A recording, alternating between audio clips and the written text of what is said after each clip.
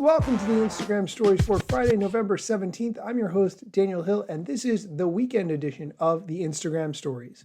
There is a lot of Instagram news to get into. There's some TikTok news as well, but Instagram has released so many features this week that it is borderline ridiculous. I could probably spend 10 minutes talking about the features, some of which I think are significant and important, and some of which I think are not really that big of a deal at all. I'm going to let the head of Instagram, Adam Mosseri, talk about those features first. This week, we're announcing a bunch of new creative tools for those of you who make content for Instagram. First, photo editing filters. It's been a long time since we've updated the filters for feed photos. And so we're adding new filters with all cool and warm modes for each. So take a look at those if you'd like to share photos on Instagram. Now, for those of you who share reels and video on Instagram, we've got some improvements coming to you around the editing tools. So you will now be able to zoom, rotate, and even crop individual clips within a reel, as well as there's now an undo and a redo button, which should make making reels for Instagram easier. We have new text-to-speech voices specifically in English, so please check those out as well. Now, I don't want you to feel like you have to use every creative tool that we build on Instagram. You should pick and choose the tools that help you express yourself the way you'd like to as a creator. One last one, though, I do want to call out is replays. So you've always been able to replay reels that you watch on Instagram. We're going to now start counting those replays towards your view count. This is actually an industry standard and just an oversight on our part. So you will see your view counts go up. That doesn't actually change your reach. We just want to make sure that view count reflects how many times people actually viewed your videos. So check that out as well. And let me know down below in the comments if there's any other creative tools you'd like to see us build, and we'll try and take a look. See you all next week. Peace. Okay, let's get into some of the things he talked about and what he didn't talk about.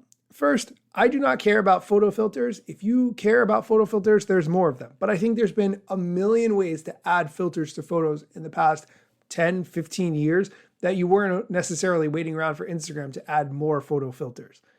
The big thing he mentioned, though, are Reels replays. Replays should be counted.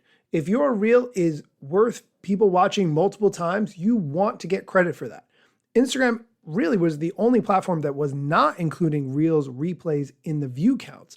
Other platforms like TikTok absolutely do that. So Instagram a little bit late to the game, but glad to see that they're addressing that. Now let's talk briefly about what he did not mention. Reverse engineering hacker Alessandro Paluzzi uncovered that Instagram is shelving its guides feature in December. If you do not remember guides, they weren't that exciting. They were first launched in 2020, and they were designed as a way to showcase more in-depth material on Instagram in a more engaging, interactive way. And so you could take a collection of pictures and videos and put them together almost like a digital magazine, sort of. It was an alternative display format. It wasn't really very popular. I tried to create a couple of them and didn't really see much action in the algorithm, although you could share them to stories. If you created any guides, you want to make sure that you're saving those guides ahead of time if that guide was very important to you and you want to preserve it for some reason. The screenshot that Alessandro Paluzzi posted, which I will link to in the show notes, explains that on December 15th, your guides will be converted to collections. People will no longer be able to see your guides and you won't be able to create any new guides. You can download them. You can download your guides from the Account Center until March 14th, and you can explore collections. You can find your collections in the saved section of your profile, and you can always share those collections, which I think is a really cool idea. We are going to take a quick break. When we come back, we're going to talk about a new TikTok feature that has to do with AR filters. So stick around. And we're back. Let's get into some TikTok news. Have you ever expressed interest or started to create your own AR effects for Instagram or TikTok? They are not easy to create. I took a class on creating AR effects one time, and it was very in-depth. You need to understand about 3D modeling and a whole lot of other things.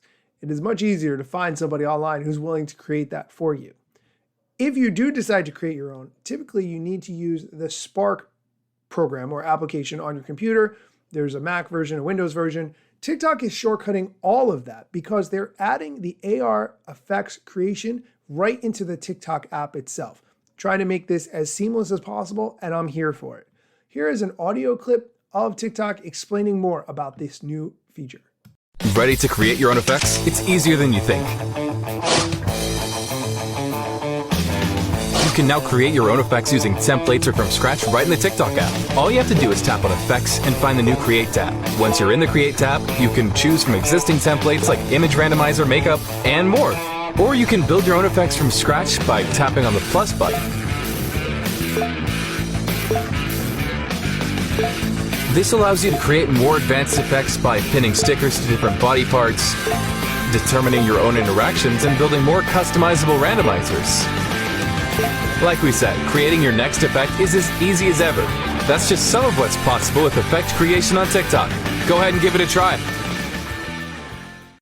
I really like this idea, what they're doing here. Obviously, the desktop app, whether you use Spark AR or something else, is going to be much more fully featured than creating effects inside the TikTok app. But just opening up the door to more people, I think it gets creators interested in what they can make and also exposes more people to this whole concept. So I'm a fan. That is going to do it for today's episode. If you like this content, do me a favor, share it with a friend. Find somebody who's never heard of this podcast. Maybe they're into Instagram or TikTok. Maybe they're really into product features and how fast things roll out. Send them a link to this show on whatever platform they listen. If they listen on Spotify, Apple Music, Amazon, everywhere, just send them the link. I would really appreciate it. Thank you so much for listening, and be sure to come back on Monday for Mosseri Monday, where we break down what the head of Instagram shared on his Ask Me Anything.